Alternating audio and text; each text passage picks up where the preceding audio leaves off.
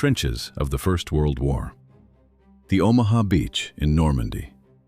Frozen Korean rice paddies. The M1911 pistol crossed them all without jamming. The weapon remained active for over 100 years. Factories manufactured more than 2,700,000 units. Assembly lines turned out thousands of steel frames per day. Yet this extreme mechanical endurance did not originate from massive European operations. The strict engineering blueprint traces back to a specific crisis in the early 20th century. The military packed the heavy wooden crates. Supply ships delivered the new design straight into the humid jungles of the Philippine-American War. The standard sidearm possessed clear mechanical specifications. The .38 long Colt cartridge fired a bullet weighing 130 grains. It delivered roughly 200 joules of muzzle energy. In theory, this provided adequate firepower for conventional engagements. The reality on the ground proved vastly different. Although the official war concluded in 1902, patrols continued through dense, humid foliage. Soldiers navigated this thick vegetation, expecting standard skirmishes. Instead, they met the Moro people. The revolver operated flawlessly, without jamming or binding. The cylinder turned, and the hammer struck with consistent mechanical precision. Yet, its ballistics remained entirely useless in these conditions. The American military faced a severe kinetic deficit. The .38 caliber round lacked the physical power required to deliver hydrostatic shock. It simply could not stop an advancing human body. This kinetic deficit became a lethal reality during one documented patrol attack. A moral fighter, bound by a religious vow to die in combat, charged the American line wielding a traditional kris sword. A soldier drew his revolver at point-blank range. He emptied the cylinder. The attacker absorbed the lead. He kept moving forward. This specific incident illustrated the broader juramento tactic. These warriors deliberately pushed their nervous systems into extreme physiological arousal before an ambush. Massive adrenaline levels negate the minimal tissue damage caused by a .38 caliber projectile. The mathematics of the encounter heavily favored the blade. At a typical engagement distance of 3 meters, a sprinting human covers the gap in roughly half a second. A standard kris blade measures 50 centimeters, further reducing the required strike range. The troops had no time to reload, while the incoming bodies simply did not recognize they were dead. 6 consecutive hits yielded 0 effect. A wooden stock cracked bone. Those ineffective 6 rounds triggered a formal investigation, prompting field commanders to file urgent casualty reports. The military pulled 40-year-old weapons from storage. As an emergency fix, troops received obsolete single-action revolvers dating back to the Civil War era. The older .45 caliber Colt bullet weighed about 16 grams. That meant double the projectile mass of the previous sidearm. The standard .38 caliber lacked this kinetic potential to stop a moving target. An aging stockpile provided a temporary ballistic solution to a tactical crisis. These documented battlefield failures soon landed on a designer's desk. John Browning faced an engineering paradox. The military wanted a complex semi-automatic mechanism that could survive dirt and sand like a primitive iron club. The core requirement dictated a .45 caliber bullet. The 1906 Thompson-Lagarde tests officially mandated this heavy mass. The projectile had to halt a charging target in under 4 seconds, not a moment later. A smaller round allowed an attacker to close the distance. The design required strict mechanical tolerances, yet it had to fire full of grit. The pistol had to cycle through salt water. It had to shoot in tropical heat and function in freezing cold. Soldiers with minimal training needed to clear the weapon under severe combat stress without using specialized tools. Browning finalized the initial blueprints and submitted the documents for trials. The approved paper blueprints materialized into forged steel for the 1910 trials. 6,000 rounds. That was the baseline ammunition requirement for the military evaluation. The testing protocol prioritized extreme physical stress over basic accuracy. Two primary competitors emerged from the initial selection phase. Colt presented Browning's design, while Savage submitted an alternative prototype. The procedure dictated continuous firing sequences with brief pauses every 100 rounds. Such volume meant the mechanics processed over 120 kilograms of ammunition. It equated to more than 24 hours of continuous combat operation. Friction rapidly escalated internal temperatures. When the metal became too hot to hold, the test required an immediate thermal shock. The shooter plunged the searing pistol directly into a bucket of water. Steam hissed instantly as the liquid cooled the hot steel. The operator extracted the dripping weapon and pulled the trigger immediately. The mechanism required no drying and no additional lubrication. Engineers subsequently packed the pistols with thick mud and exposed the metal to corrosive elements. They stripped parts from broken prototypes and installed them into functioning units. This verified component interchangeability. The design allowed rapid frontline repairs. The Savage mechanism failed. It suffered from constant jams and fractured internal components as the round count climbed. The Colt absorbed the exact same punishment and continued to cycle properly. The selection board reviewed the final metrics and reached a definitive conclusion. The military officially adopted the Colt in 1911. It became the standard sidearm for American forces. The weapon maintained that role across every branch for 74 consecutive years. Its mechanical reliability secured its long position in the arsenal, but the ultimate validation of its stopping power occurred much later. That final test arrived during the island landings in the summer of 1944. That summer test materialized when combat distance abruptly collapsed to zero. At 4:45 in the morning on July 7, 1944, Saipan became a blind, close-quarters engagement. 3,000 Japanese soldiers surged through the American lines in the pre-dawn darkness. Visibility dropped to near zero. 3,000 men filled a gap 1.5 kilometers wide. This mass of bodies equaled 3 full-strength infantry battalions concentrated into a single focal point. They carried no heavy weapons. General Yoshitsugu Saito had already died by his own hand. His remaining forces moved forward without food, without medical supplies, and mostly without ammunition.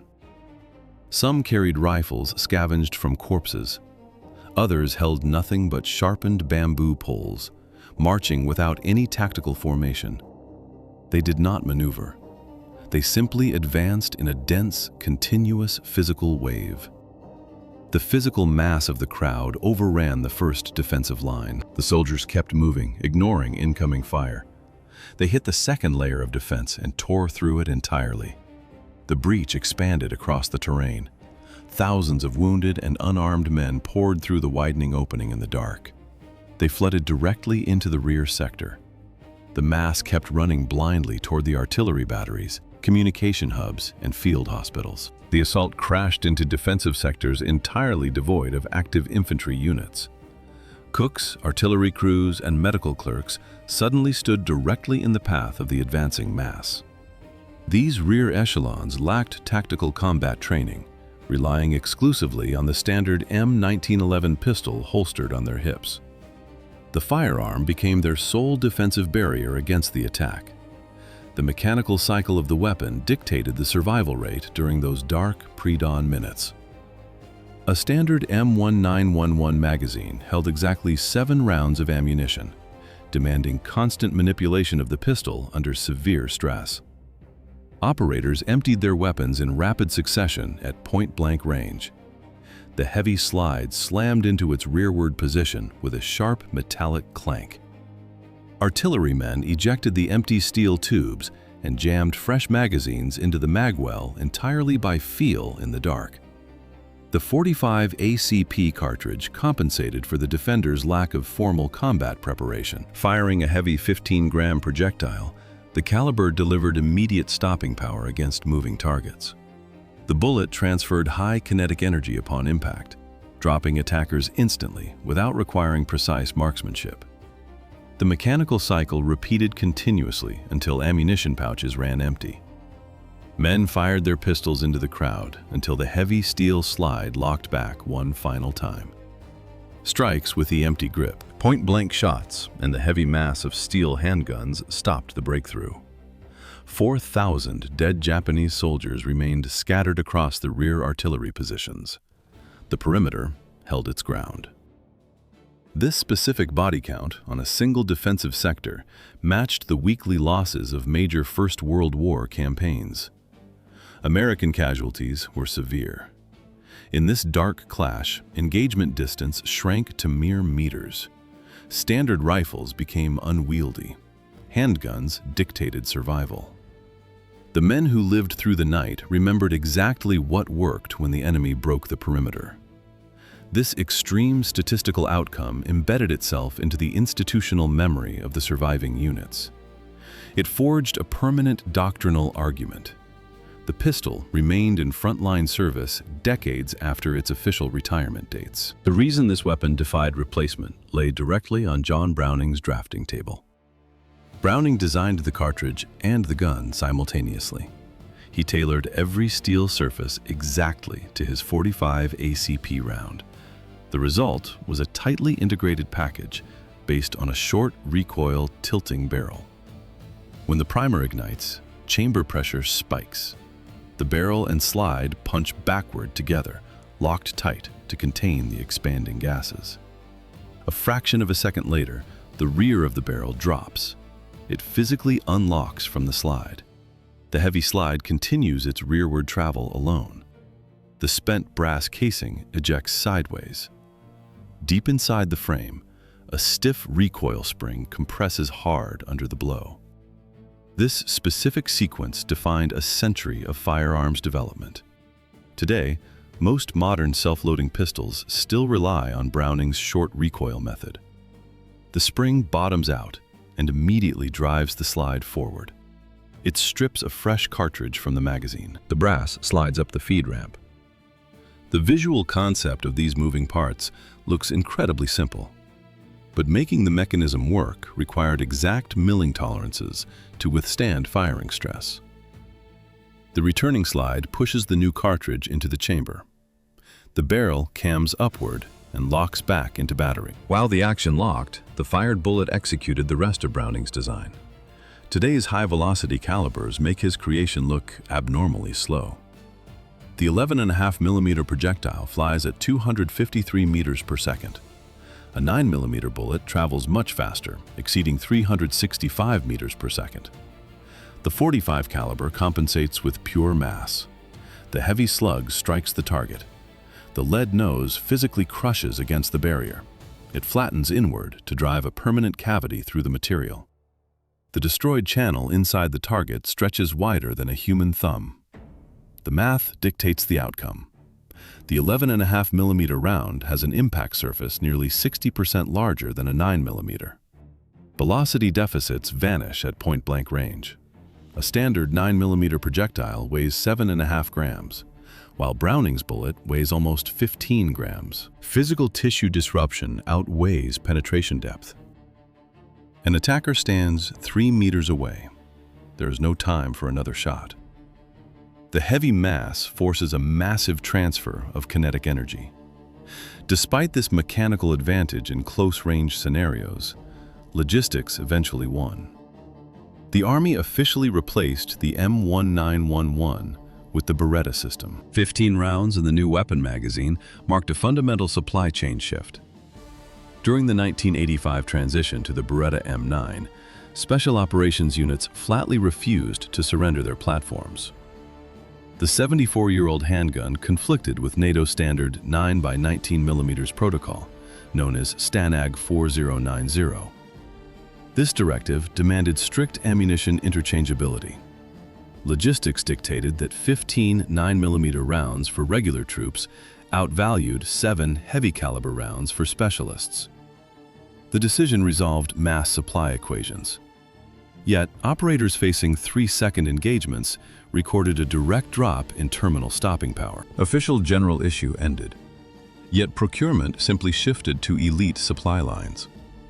The logistical shift bypassed groups working at knife-fighting distances. In 2012, MARSOC, the Marine Raiders, formally rejected standard NATO sidearms. Quartermasters purchased the M45A1.